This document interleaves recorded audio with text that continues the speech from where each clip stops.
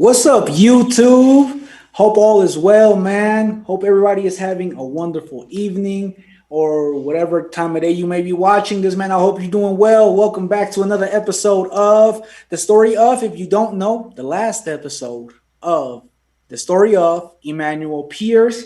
As always, man, you guys know the deal. I am joined by surprisingly the only African American that is neither light skinned nor dark skinned, Michael Bowie.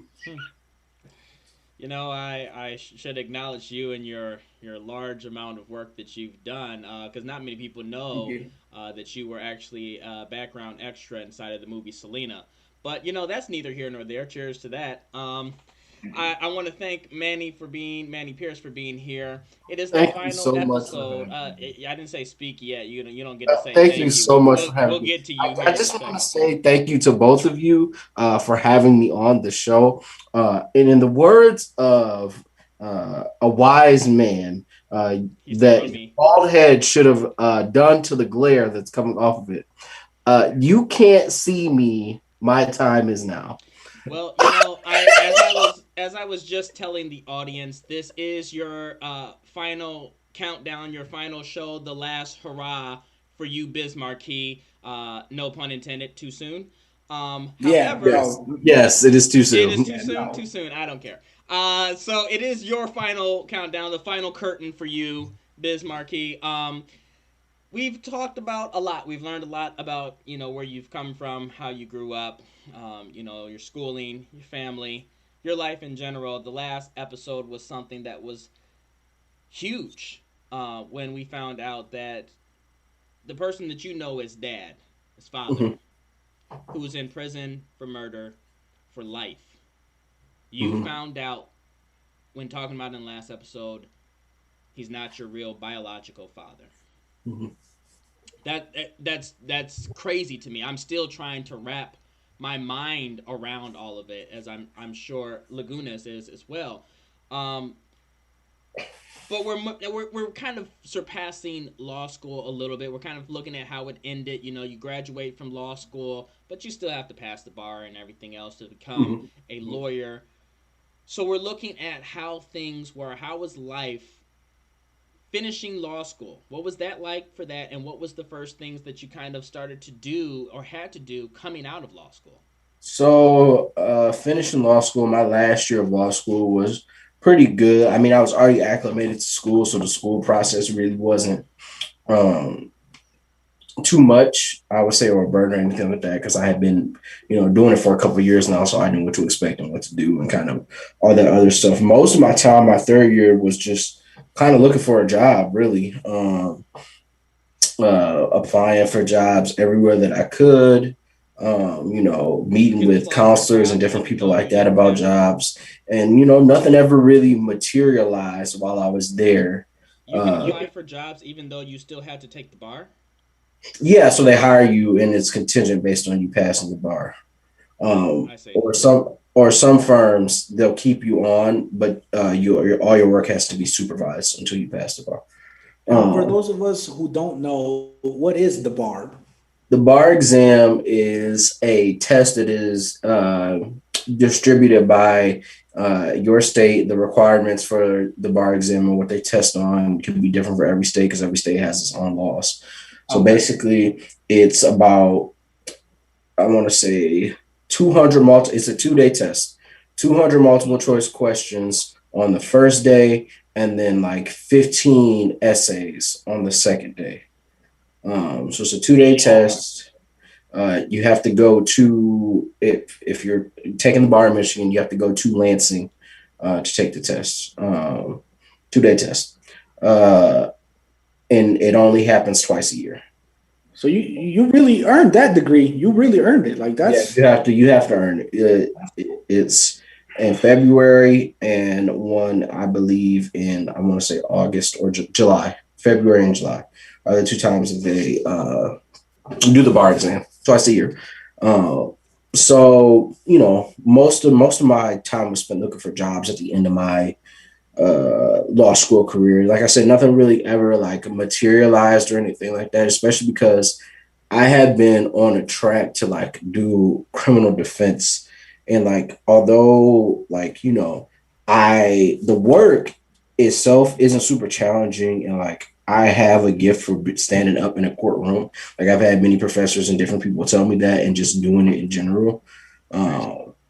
So I just felt like doing defense is kind of like you're just like hands pushing people towards prison, especially what I was doing on a federal level, not really a state level, but on a federal level. That's really what I thought. It's just like we're working with time here. They're So still what's going. so what kind of lawyer are you like currently? And is it something where when you pass the bar you could switch and become a defense criminal defense lawyer or any other kind of lawyer at any time because you passed the bar, or do you have to do other stuff if you wanted to switch to a different form of law? So what I do now is contract law. So I negotiate contracts on behalf of the University of Michigan with different sponsors, private sponsors, so different companies, Amazon, Google, things of that sort. Could be foundations or anything. So that's what I do, and it's very similar to what I did with the Vikings, just on a different scale and for a university, uh, instead of just with like other for-profit partners. So that is what I do now. And if you wanted to, I mean, you can switch your practice, uh, but most people are hesitant because you have to have experience in the area that you're doing. Law is very specialized at this point, right? So I've been in, let's say I've been an immigration attorney for 15 years. I can't all of a sudden just go jump in the business world, right? My 15 years of experience in immigration, unless there's some sort of crossover, right? My 15 years of experience in immigration is likely not going to help me in doing employment law. But could you switch it early on, and what is that allotted amount of I time? Like, mean, okay, you're in a field of work for 2 years and you can switch over. Like, what is that cutoff? you can switch really at any time. You just have to find somebody who's willing to take a shot on you. That's pretty much what it comes down to. You have to have somebody that's willing to take a shot on you, and you have to start all over. I mean, when you start out, right, basically, if you're in a bigger firm slash mediums or smaller firm, if you're really in a bigger firm, right, let's say you start somewhere. I'll give you an example. Skadden Arps is like the biggest firm in New York, right? If you start out as a junior associate there, right, working in one specialized field, and you move up and you're a partner now, or you're like on partner track, you're not gonna want to leave that to go do something else, because then you have to start on the bottom again and work your way back up. Um, that's just the kind of the way that it is. Some people jump around all the time. It just, like I said, somebody's got to be willing to take a shot on you if you're looking to do certain things. People make career changes in law all the time. Okay. But that's not something you've thought about. No, I'm pretty set where I am. If anything, what I would do is I'd be willing to do pro bono work and pro bono means just free without charging, for some criminal defense trials or something like that. I wouldn't want that to be my career though. Like a public defender? Is that like So that's a job. Like that's an everyday job. That's not what I want to do. oh okay. There's stuff that you can sign up to where you can be assigned to somebody's case pro bono, with the courts. But that's not your everyday job. Well, what about now? Like this was when you first got out of law school. What about now? Can you tell us about the experiences that you've had working in your Mhm. field? Can you speak on that? So yeah, I mean, for the most part, I've been on just a learning journey, because again, law school, like any school, doesn't actually prepare you how to be a lawyer and how to deal with real everyday issues. When you're in law school, you're dealing with a lot of theoretical stuff. You're not really dealing with the practical day to day things. So my first year and a half of my job has literally just been me learning how to do the job. And now I'm to a point where come September, I'll be promoted and then I'll be working on my own. So that I've just been learning how to do, um, learning how to do the job on my own. So that that is what you spend a majority of your time doing, is actually learning how to do the job when you first get out. That's why you're a junior associate or things like that. They give you stuff that you can work on to build your skills. So then they can build you up and they can trust you to be second chair on a case, or and eventually become a first chair on a case if you're a litigator, or if you're like me and you're not, you're a transactional lawyer, which is what we call it. You can negotiate things on your own and you can learn how to do that. Okay. I want to switch gears with you for a second. And Michael, feel free to jump in at any time, but I want to switch gears for a second. So now that you have, a little experience and Mhm. you've graduated law school, how does this play into, because, you mentioned earlier or a couple episodes back, you mentioned that, once you got into law school is when you started sort of really looking into your father's case. Mhm. Now that you're graduated, and again, now that you have a little experience in your field, how does that come into play now? Are you still looking into your father's case? Are you still looking for loopholes, way to help him out, or does it not even play a role in it? So he sent me something to file for him, and I won't discuss it because it's a pending Okay. motion. He sent me Yep. something Yep. to file for him, that I've taken care of. Uh, So you are still looking out for him. yeah, I'm still trying to help him get out of prison. Yeah. Well, even jumping in there, let's Mhm. say, because anything's possible, you're able to do it. I saw the movie. I think it's called Conviction with Hilary Mhm. Swank, and she went to school to become a lawyer and got her brother out of prison for life on a murder charge. So let's say that and that's based on a true story. So it's possible. Let's say that that happens. How do you think that relationship would be? He's out of prison, face to face, now inside of being a Mhm. part of your life. How would you play that? How would that look? How would you feel? How would that be? I don't think it would be any different than what it is now. I think we would be closer. Just because he would be able to be here and really see me in my full, what I've done. He's never seen my house, or he hasn't seen our baby yet either.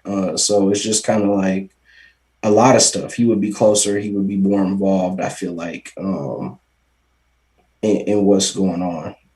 And I feel like on his end, I just talked to him a couple of days ago. That's what he wants. That's why he's fighting so hard to get out, is because he wants to be closer with family and kind of be there for everybody. So, But even knowing that the beans have been spilled, mhm.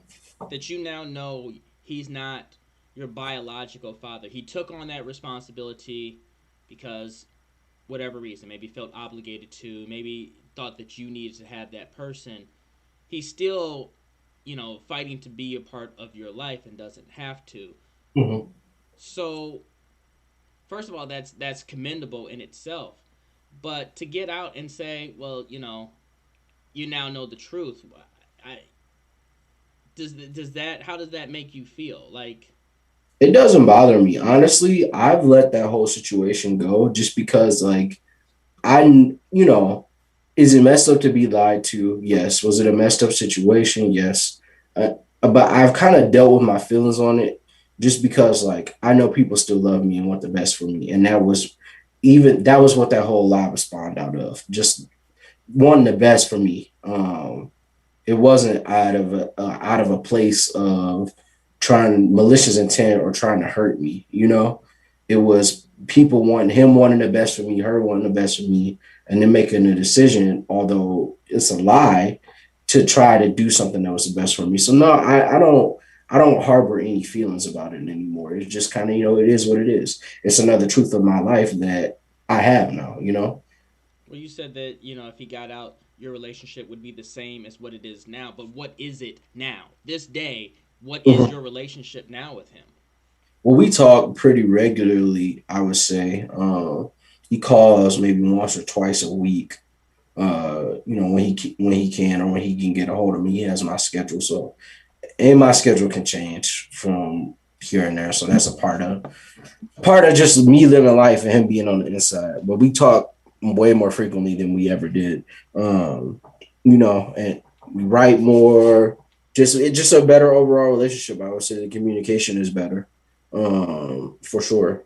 Um, yeah, so it's just I feel like the communication would be good, would be just as good because I mean, really, that's all we can have right now is just communication. Right. What about um, the search? I guess right. The search for your biological father. What can you tell us about that? How is that going? Have you even had any time to think about any of that?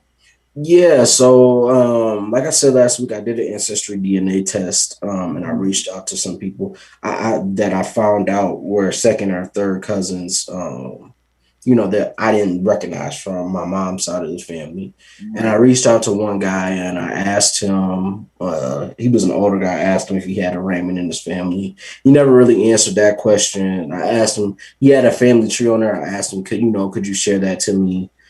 Just so I can see it and look through it. He never really did that.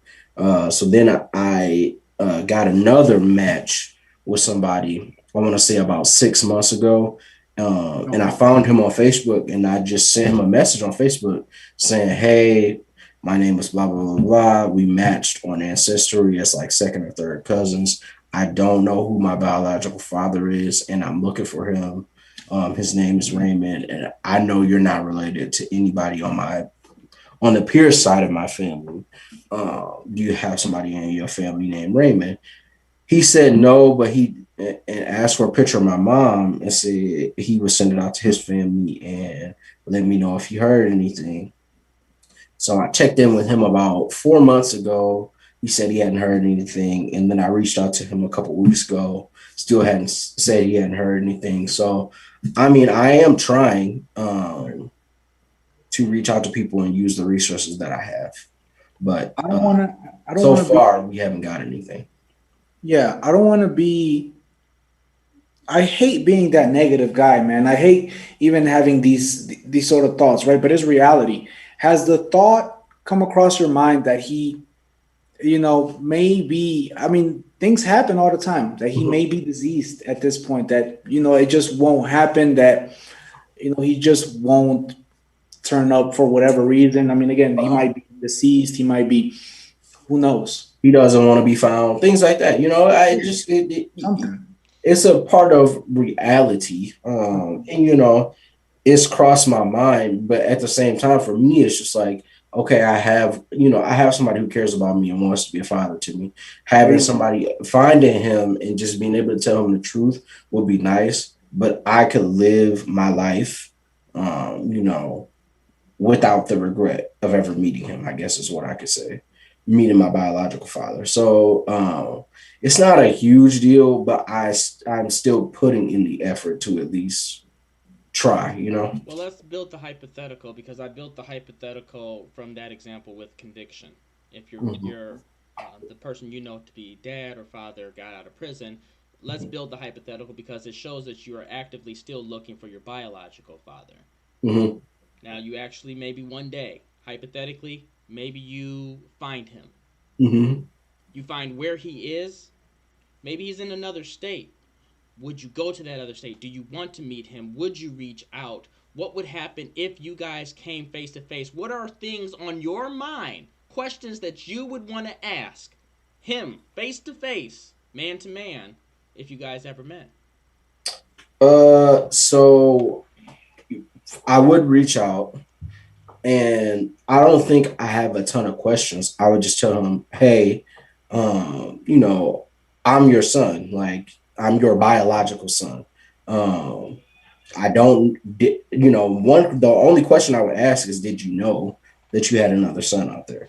If you didn't know, then, that's another thing. But I feel like at that point, it's on him to either establish a relationship or respond in kind. Some people, maybe he doesn't want a relationship or anything like that. That's fine. But I have the truth, and if I can give that to him too, and then it's up to him to make that decision. Um, I can't really force him to want to be involved in my life. And I don't think it would hurt me if he didn't want to be involved in my life because again, I'm past that point, like I'm not trying to build a relationship with somebody I didn't know. I have too many other things going on. So it just, I feel like it's just fair for the truth to come out to bring him that truth. Like, hey, I'm your biological son. That's it. So You through, know, sorry not to interrupt you, Lagunas, but it boggles my mind in general that when a man or a woman and they lay down together, 9 months later happens at all, and Mm-hmm. and a baby is born. You are born. The question that boggles my mind: you're looking for this 20, however many years later.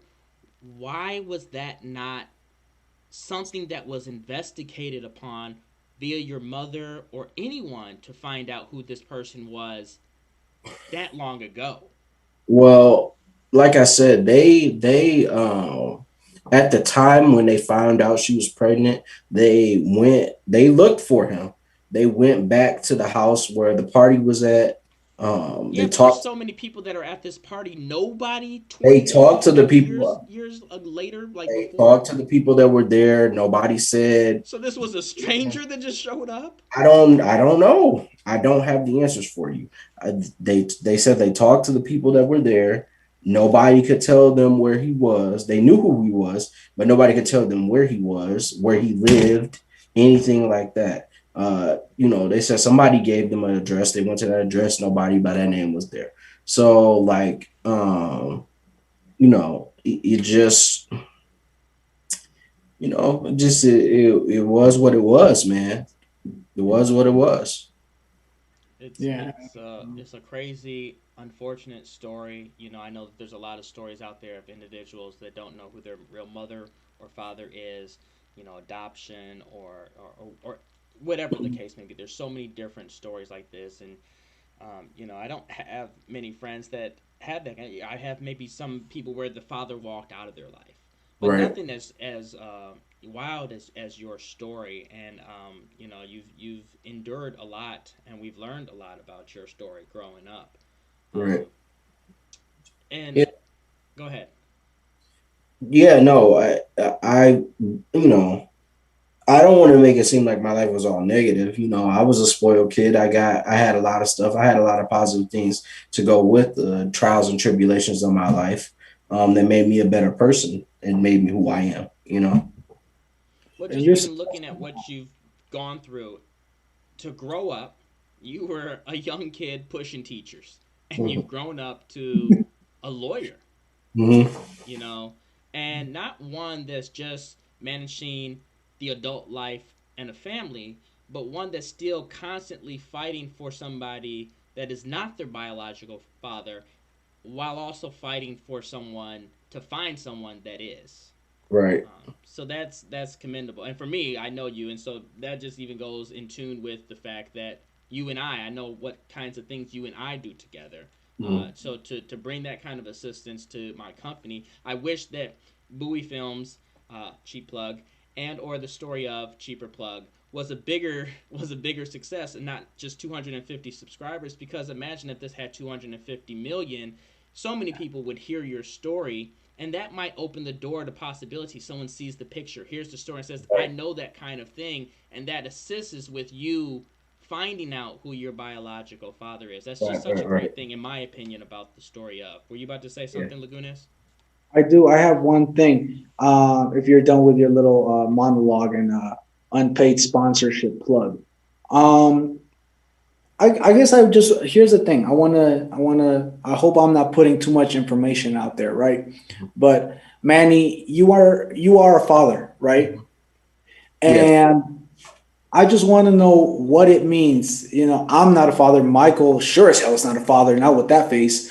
Um, I just want to know what it means to be a father. You are now a father from somebody who came from not having, so to speak, a father figure in their life because of the prison barriers or because they didn't know their biological father. Mhm. What does it mean to you to be a father? What has this taught you to be a father? Um, it's kind of surreal, but from my perspective, my goal is, and it's even from day one, is just to be there. You know, be there for everything that I can. Be there for the good times, the bad times, the hard times. Um, to set an example of the type of man that my daughter should look for.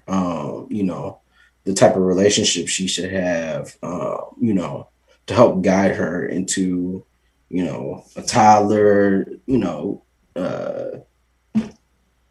young child to a teenager to a young woman. Just to be there for everything. I think is just what it is for me. Like, and just even the small things to get excited from her smile. It's just everything, man. It's so hard to describe. It's just something so special.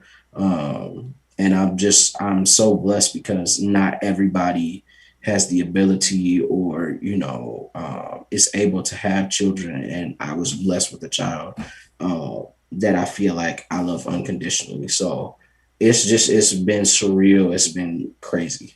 It's a good point, Lagunas, that you brought up. You and we don't have children, and if you did have a child and they came out of the womb, I think you would be happy that you guys have something in common, and that's being the same height.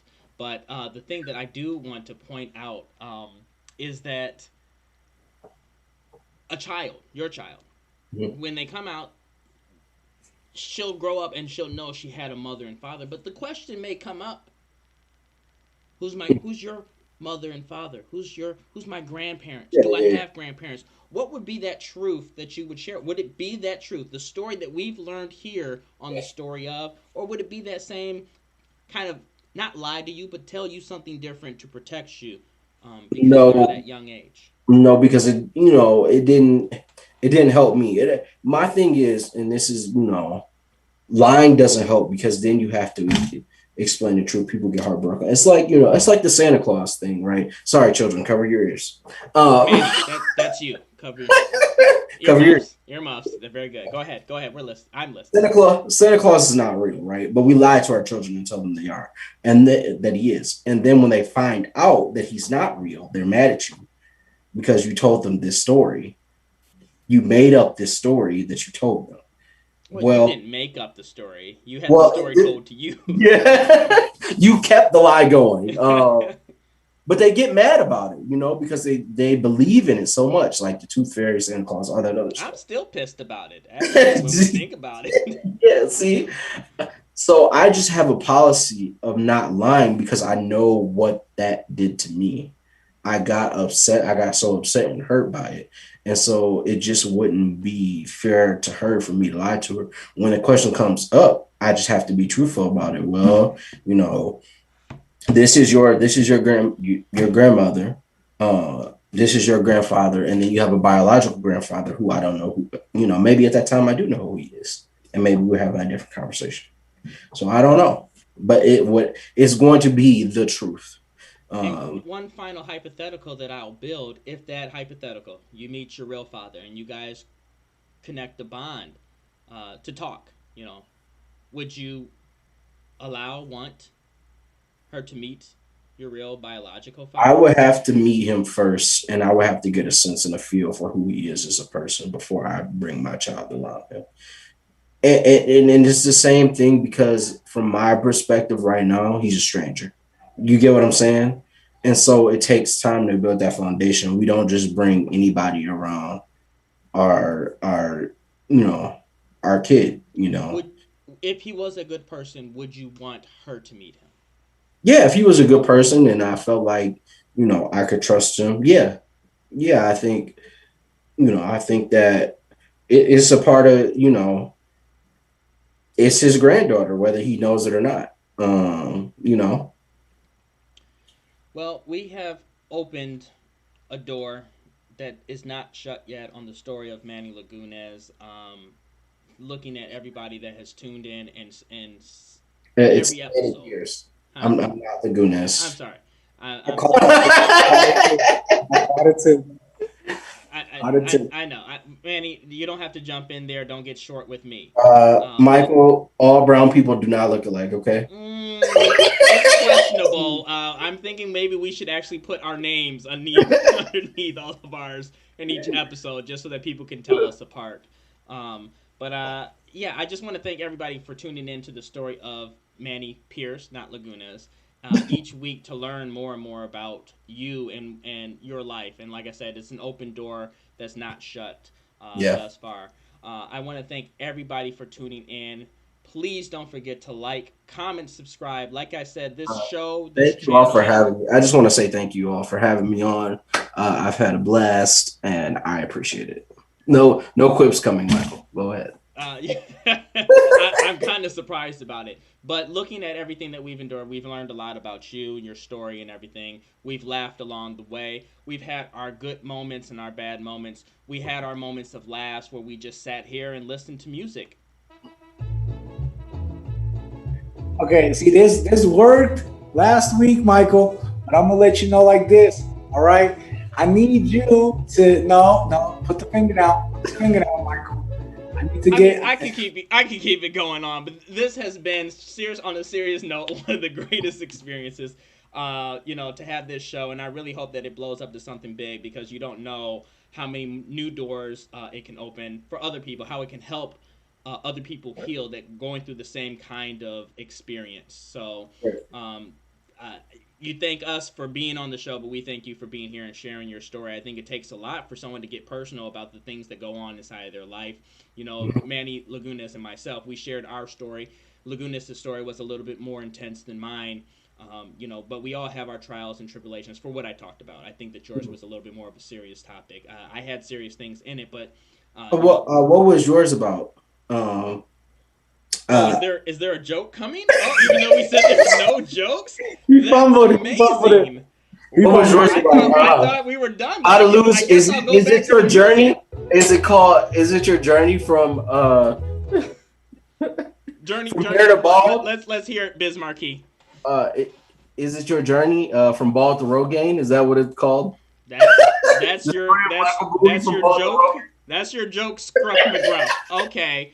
Anyway, like I said, I want to thank everybody for joining us, tuning in. This is a final cheers, Manny Lagunas, to you. We're season 3. Next week, we're jumping into season 4.